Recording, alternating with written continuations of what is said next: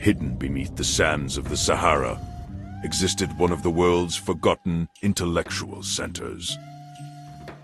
A city where knowledge was not merely valued but fiercely protected, woven into the very fabric of its existence. This is not a simple history lesson. This is an uncovering, a journey into a past almost entirely erased, a reality most of us were never taught. What nearly disappeared was not only paper, but memory itself. For centuries, the name Timbuktu conjured images of remoteness, of an unreachable, fabled land at the edge of the known world. But the real treasure of Timbuktu was never gold, nor was it merely a stopping point on a desert route. It was something far more profound, a crucible of human intellect, a beacon of learning that predates much of what we consider foundational in Western thought. This is the story of the lost libraries of Africa and the extraordinary civilization that safeguarded them against the ravages of time and conquest. Our journey begins not with grand empires, but with a simple necessity: trade. During the 11th and 12th centuries, in a land that would one day become present-day Mali, the first whispers of Timbuktu emerged. Originally a seasonal encampment for Tuareg nomads, strategically positioned at the crucial intersection where the mighty Niger River offered access to the south, and the vast, unforgiving Sahara stretched north. It was the ultimate crossroads. The lifeblood of this nascent settlement was commerce. Goods of unparalleled value flowed through here. Gold from the southern Akan forests, coveted across Europe and the Middle East. Precious salt, mined from the heart of the Sahara, at places like Tagaza, essential for survival and a currency in itself.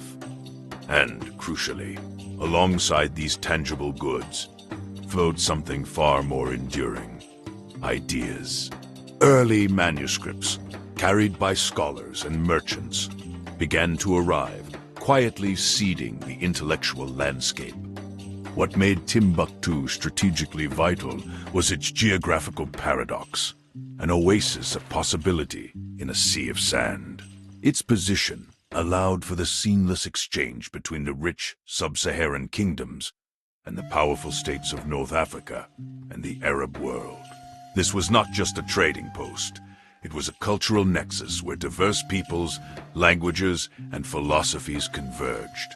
The very air was charged with exchange, not just of commodities, but of knowledge and worldview.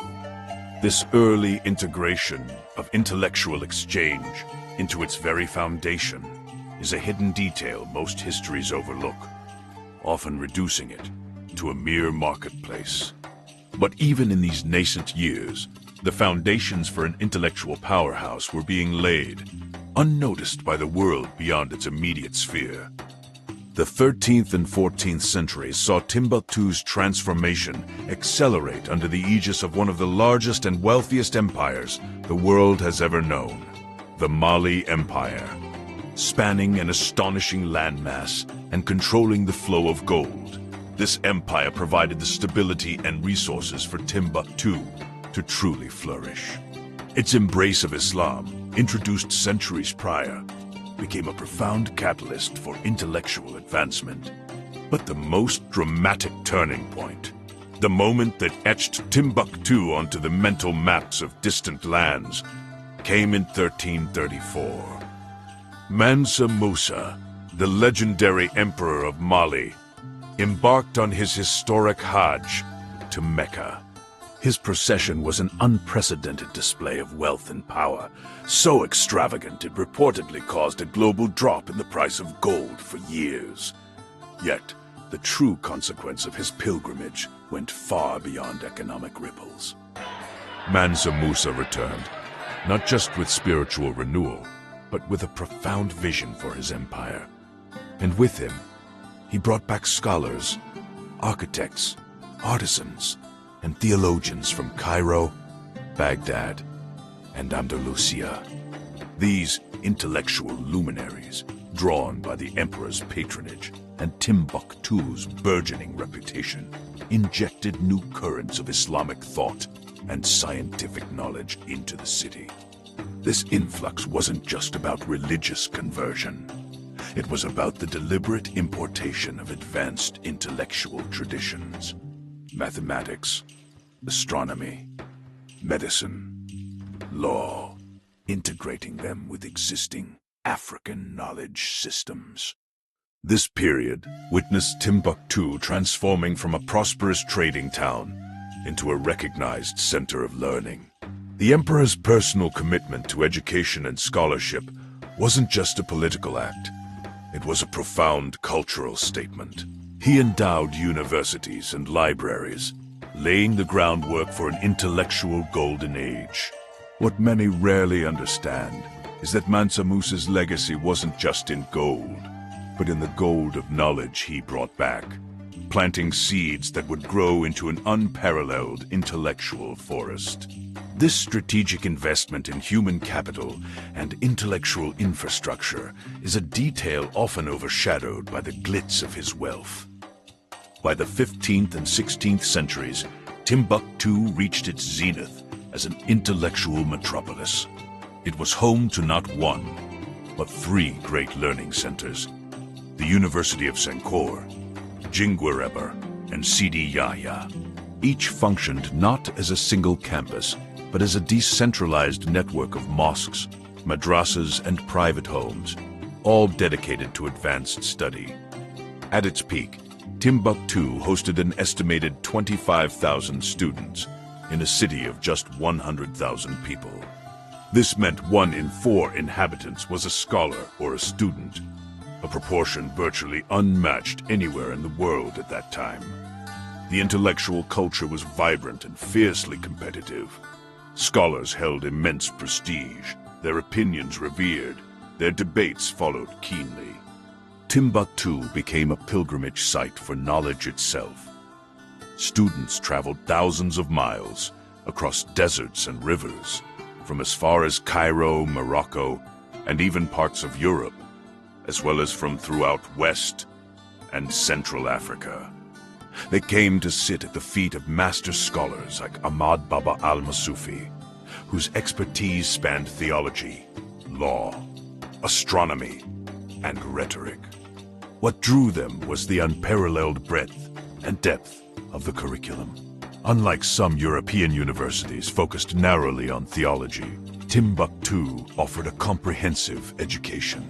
Students could specialize in Islamic law, fiqh, Arabic grammar, rhetoric, logic, mathematics, astronomy, medicine, history, geography, and even specialized trades.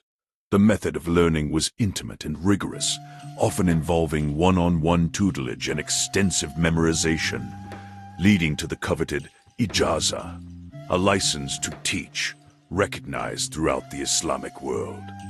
This was a city where scholarship was paramount, where books were more valuable than gold, and where the exchange of ideas was the most treasured commodity.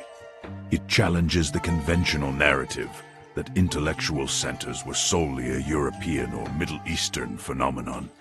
Here, in the heart of West Africa, a distinct, powerful, and deeply respected intellectual tradition flourished, attracting the brightest minds of its age.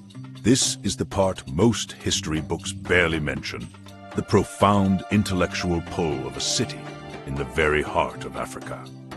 But what did they study, these thousands of scholars and students? What knowledge lay within the walls of Timbuktu? This is where the story truly deepens, where the forgotten treasures reveal themselves. For centuries, across countless generations, the people of Timbuktu meticulously preserved an extraordinary archive, hundreds of thousands of handwritten manuscripts. These weren't just religious texts, though Islamic studies were foundational. They were encyclopedias of human knowledge. Imagine shelves upon shelves filled with works on advanced astronomy, charting the movements of stars and planets with surprising accuracy, even predicting eclipses. Treatises on mathematics, incorporating sophisticated algebra, geometry, and trigonometry. foundational to engineering and commerce. Medical texts detailing surgical procedures, pharmacology, herbal remedies, and even theories on public health and disease. Legal compilations spanning centuries of jurisprudence and ethical debates. Philosophical treatises grappling with the nature of existence, logic, and morality. Poetry, prose, detailed historical chronicles, and groundbreaking geographical surveys that described distant lands. The emotional importance of preserving this knowledge cannot be overstated. Each manuscript was a connection to the past, a guide for the present, and a legacy for the future. These weren't state-owned libraries for the most part. These were family heirlooms, passed down from father to son, mother to daughter, generation after generation.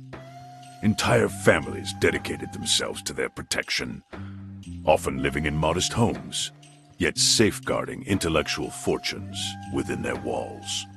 This intimate, familial commitment to preservation is a hidden detail that underscores the profound value placed on knowledge. It wasn't a bureaucratic function.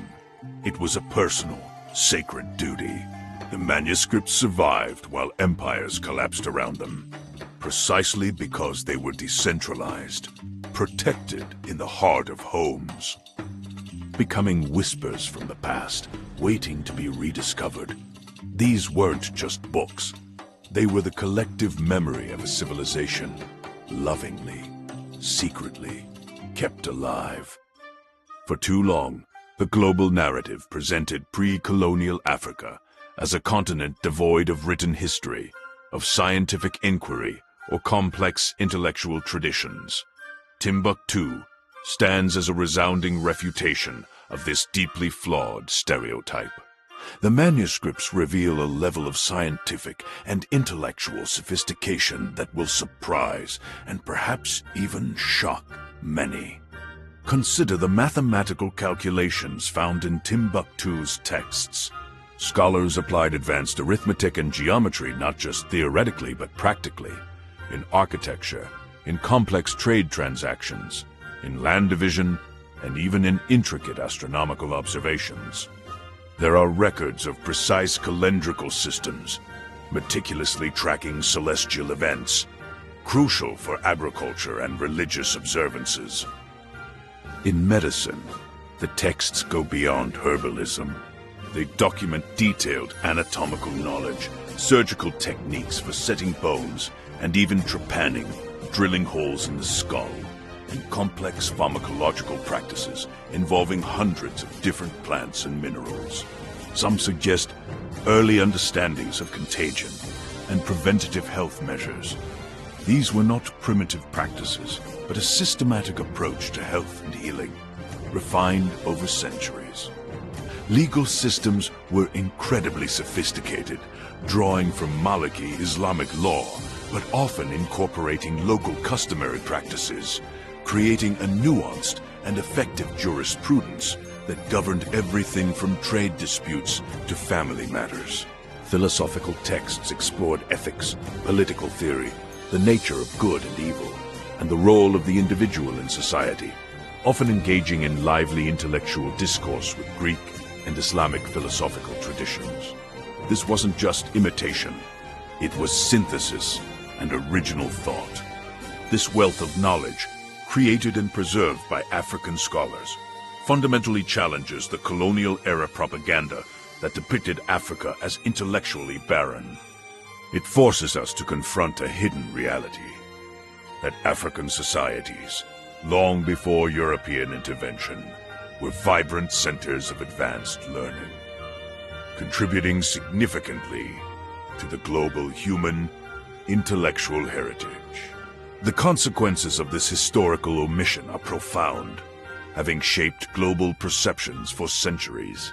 Where were these hundreds of thousands of manuscripts kept? Not in grand, public institutions as we might imagine, or in state-endowed edifices designed to impress.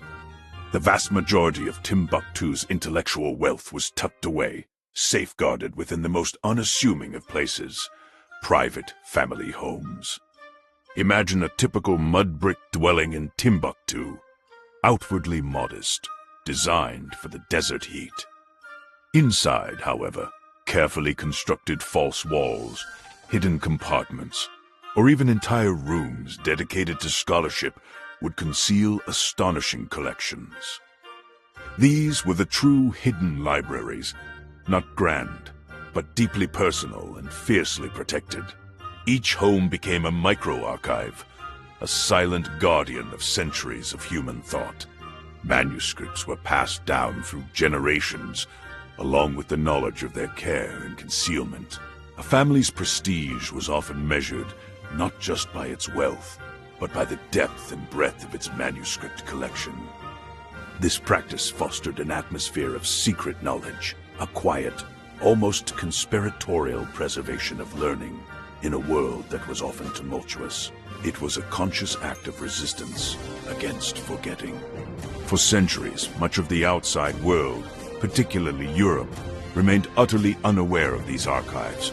The notion of written history, of sophisticated science and philosophy, was conveniently attributed only to other continents.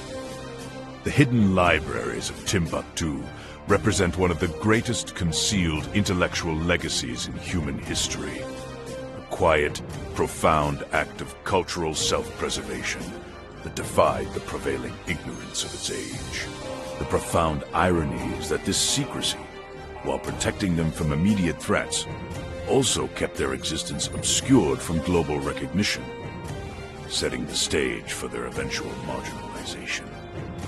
Then came the 19th century, and with it, the relentless advance of European colonialism across West Africa. The arrival of foreign powers, driven by economic exploitation and a fervent belief in their own cultural superiority, cast a long, dark shadow over Timbuktu's intellectual legacy. This period marks a profound moment of historical erasure. Colonial powers, particularly the French, who eventually occupied Mali, largely ignored or actively minimized the sophisticated intellectual traditions they encountered. The narrative they propagated was one of an undeveloped continent, lacking written history or advanced thought, thus justifying their civilizing mission. This global narrative, carefully constructed and aggressively disseminated, portrayed Africa as a land in need of outside enlightenment, effectively rendering its own rich intellectual past invisible. The irony is stark. While European explorers marveled at the desert city's mystique, they often failed or refused to see the intellectual wealth stored within its walls. Many colonial administrators, steeped in their own ethnocentric biases, dismissed Arabic and indigenous African scripts as mere religious scribblings, failing to recognize the vast scientific, historical, and philosophical content. This wasn't merely an oversight. It was often a deliberate intellectual discrediting, essential to the colonial project. The emotional and cultural consequences of this historical erasure are immeasurable. Generations globally were taught a distorted version of history, one that denied Africans their rightful place in the pantheon of global intellectual achievement. This denial stripped African peoples of their intellectual heritage and fostered a global misunderstanding that persists even today. The debate is not just about neglect, but about the active suppression and distortion of knowledge for political gain. It's a shocking revelation how an entire continent's intellectual legacy could be so systematically written out of history. Even before the advent of European colonialism, Timbuktu and its precious libraries faced constant peril. The greatest blow, an event that heralded the decline of its golden age, came in 1591. The Moroccan invasion of the Songhai Empire, which controlled Timbuktu at the time, was a catastrophic turning point. Armed with gunpowder, the Moroccans crushed the Songhai forces, initiating a period of profound political instability and decline. The invasion, brought not only political upheaval, but also direct threats to the city's intellectual heart. Scholars were targeted, exiled, or even executed. Libraries were looted, their precious manuscripts scattered, lost, or destroyed. The renowned scholar Ahmad Baba al-Masufi himself was among those exiled to Morocco. His personal library, a treasure trove of thousands of texts, confiscated. This wasn't just a military conquest. It was an intellectual assault, intended to dismantle the very foundations of Timbuktu's power. Over the ensuing centuries, Timbuktu continued to suffer periods of disruption and decline. Subsequent invasions, famines, and later, the imposition of colonial rule, all added layers of threat to the fragile collections. Many manuscripts were damaged by neglect, stolen by opportunistic collectors, or simply lost to the unforgiving environment.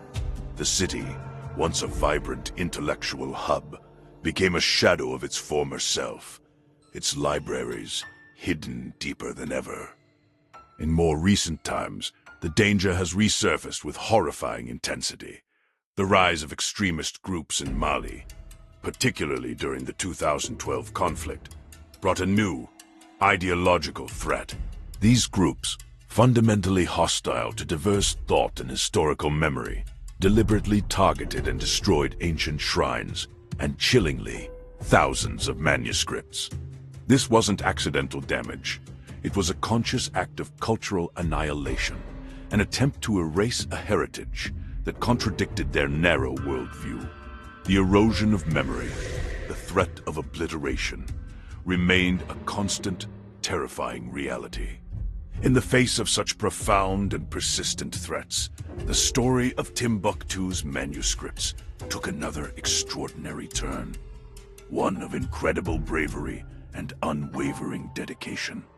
During moments of extreme peril, particularly the 2012 conflict, when extremist groups vowed to destroy these idolatrous texts, ordinary people became heroes.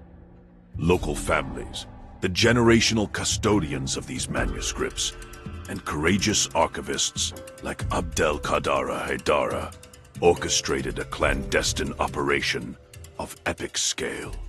They embarked on a desperate race against oblivion, risking their lives to save their heritage. Under the cloak of darkness, tens of thousands of manuscripts, some estimate over 300,000, were secretly moved from their hidden family libraries in Timbuktu.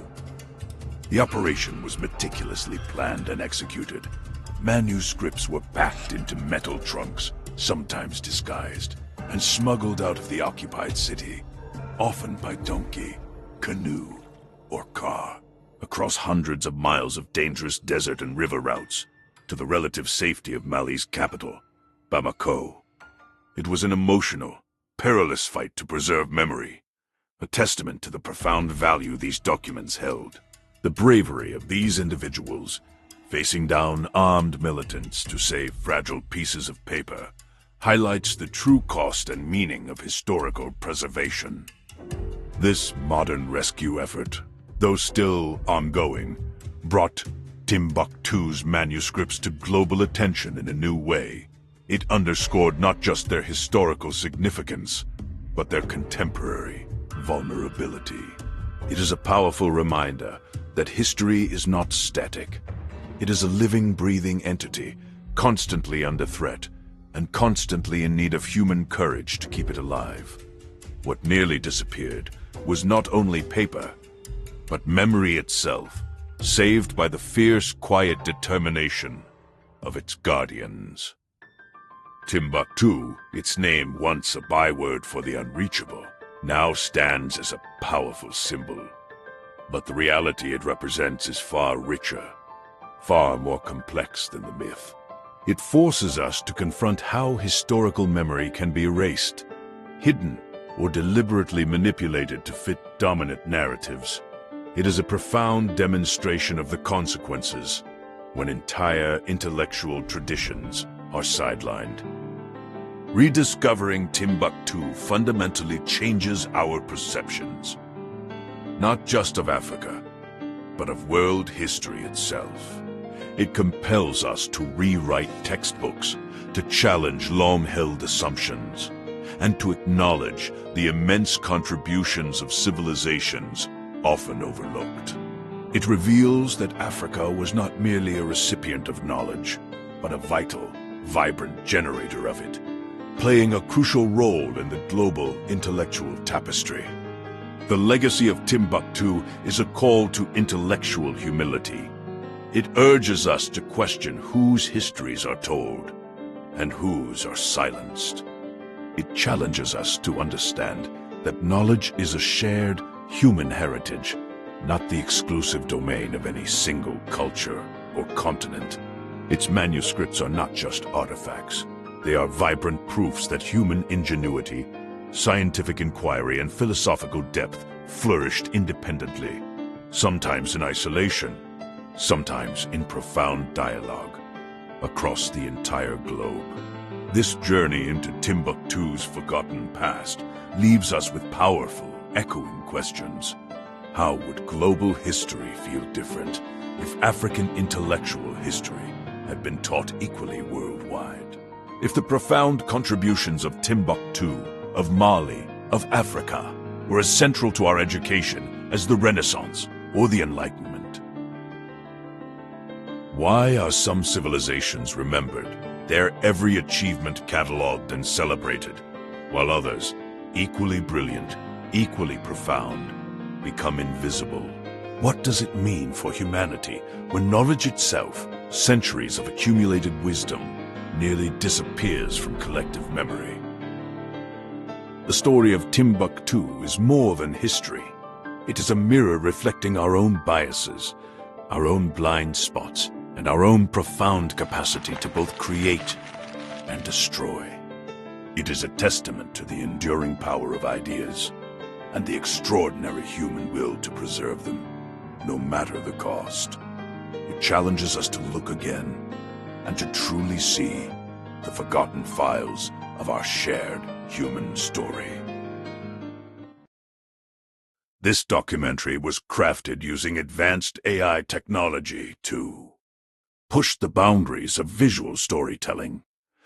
If you value this blend of innovation and history, please subscribe to support the growth of this channel. It only takes a moment, but it ensures you are the very first to be notified when our next feature premieres.